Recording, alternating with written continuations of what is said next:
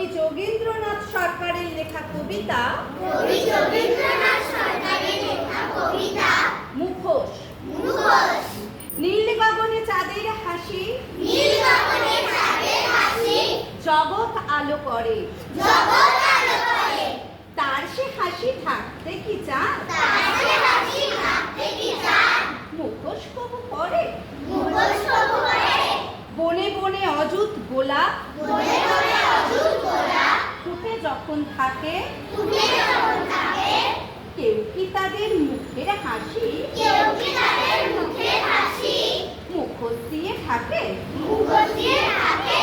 ভোর